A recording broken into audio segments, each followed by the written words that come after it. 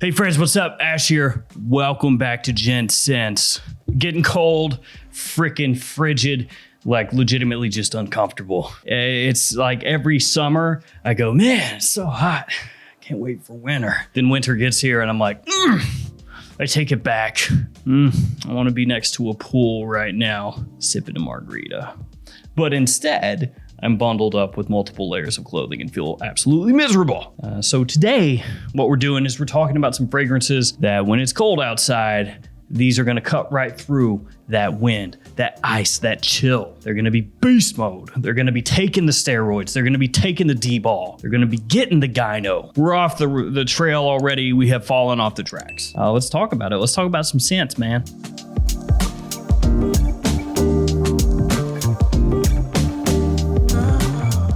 And you know what I bet you would love? I bet you would love some codes, wouldn't you? Yep. How about Gents 10? Yeah, Gents 10.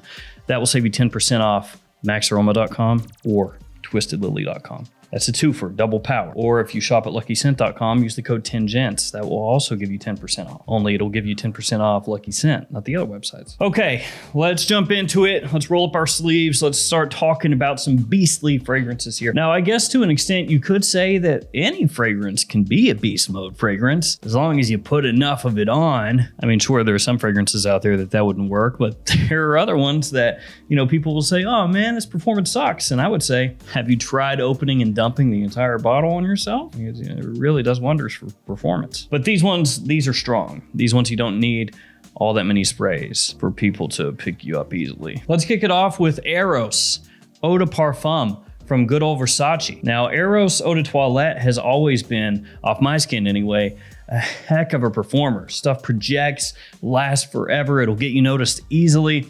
And the Eau de Parfum does the same, just works a little bit better for me anyway in the cold. Very sweet, like you would expect from an Eros fragrance, and just like the Eau de Toilette, it is also a massive compliment puller. The Eau de Parfum is, as I've said a number of times, like the perfect balance between the Eau de Toilette and the Parfum, which makes sense because the Eau de Parfum is in the middle of those. But what I mean by that is it's not too youthful. You know, it's not too much of a clubbing scent, like some people would say the Eau de Toilette is, but it still has that playful nature to it. It's the best of all worlds. Eros Eau de Parfum, if you're looking for a fragrance that will get you attention and compliments, that actually has way more versatility than you might expect with great performance, this is one of the ones you need. Now let's go niche with this guy, Moresque Soul Batik from the Secret collection. Moresque has some other bottles that I do think look better than this style right here, but you can get this for an absurd price right now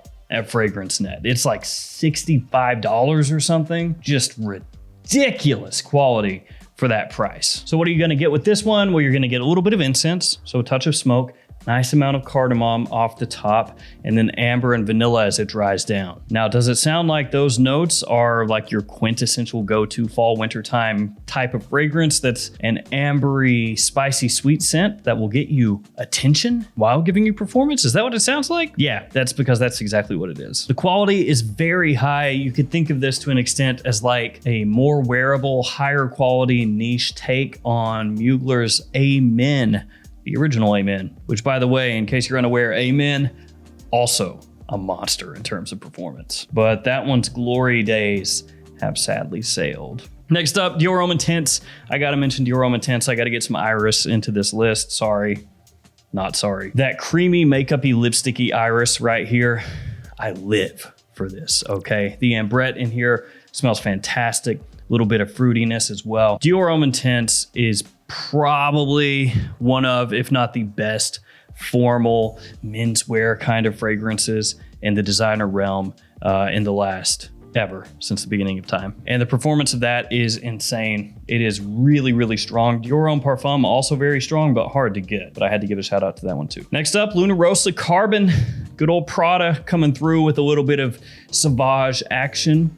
Could we have put Dior Sauvage in this list? Yes, we could have. I do really like this though. It gives you that same versatility of Dior Sauvage, just not quite as aggressively metallic in the opening, a little bit smoother. So Luna Rossa Carbon, you know, a little easier to pull off in the office, situations like that, but it still has the performance, and that's what you're after. Performance, compliment factor, versatility. Luna Rossa Carbon does all that. Let's hop back into the realm of niche and talk about this one, Xerjoff's Iommi, which I think it's technically Xerjoff Iommi Monkey Special. Of course, Tony Iommi, most well known as being the guitarist of Black Sabbath with one Ozzy Osbourne, which actually, I think I won an Ozzy Osbourne fragrance. Yeah, Sergio Momo, creative director of Xerjoff.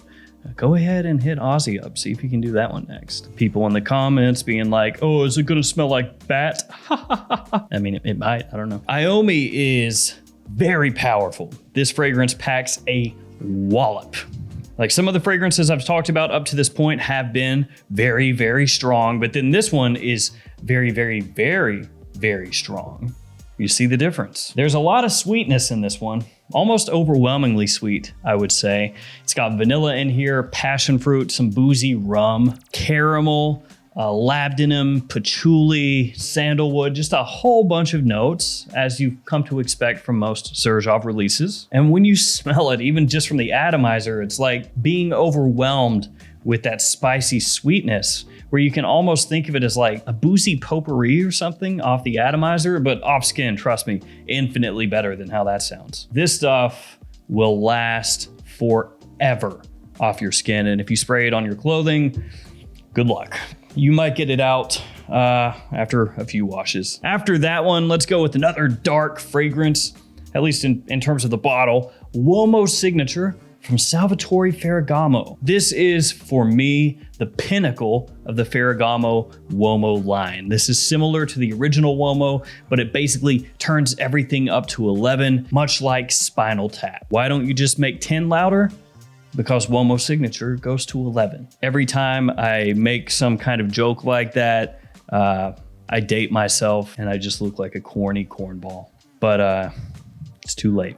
It's staying in the video. So that one right there, again, very spicy, warm, sweet. Got cinnamon and cardamom, smells fantastic. A roast coffee note in there as it dries down, really elevates the scent profile, gives it this touch of class with the gourmand edge. Good amount of leather in there, a very wearable leather, soft, smooth leather, along with a heaping dose of tonka bean, which is basically on the Mount Rushmore of fragrance notes that get you compliments from people because they smell super appealing. Tonka bean is up there, and that has a lot. Let's switch it up. Let's go with this one next, Versace's The Dreamer. Now, some people might say The Dreamer does not give them exquisite performance, but off my skin, The Dreamer has always been one of those fragrances that is surprisingly powerful. It's like you don't always think of this scent as being in the same playing field as Ferragamo, Uomo Signature, or Eros Eau de Toilette or Eau de Parfum, stuff like that. But then for me,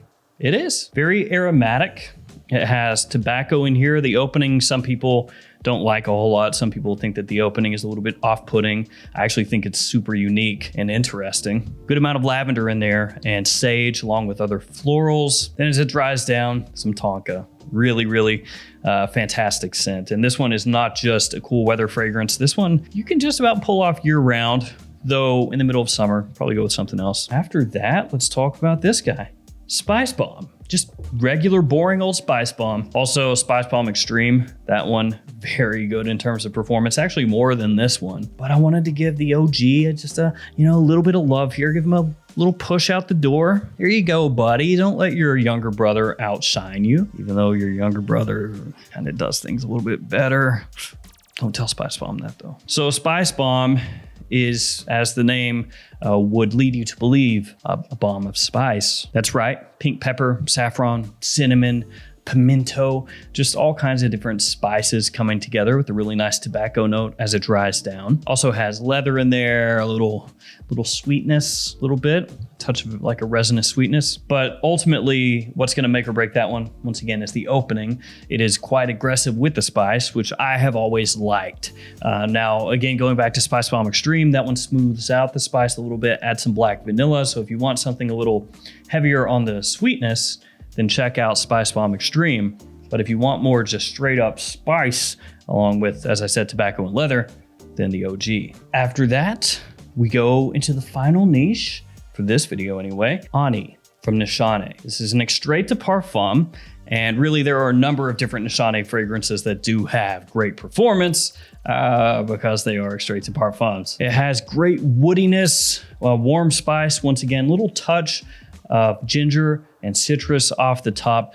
Very appealing, this one. One of the things I do like about this scent a lot is the currant that it has. Gives it this interesting tartness that offsets a little bit of that sweeter, smokier, slightly more powdery vanilla. Ani, one of the most hyped from Nishane, and for a good reason. If you're a big fan of vanilla, which I personally am, then it's definitely worth at least sampling. We're gonna wrap it up with a very powerful fragrance from the house of Emporio Armani, Stronger With You Intensely. Now, Stronger With You, absolutely, as I have said 18 billion times, is really the one that I gravitate more toward because I love the booziness in that one, and I think it's very smooth, very elegant. But if you're looking for just the strongest one that you can readily find, it is Stronger With You Intensely. It projects more, it lasts longer than absolutely. This is one of those scents that will last all day and all night. It is a massive attention grabber, which is one of the reasons it is so popular. This line in general, actually very good at pulling positive attention. Gives you a gourmand, warm, almost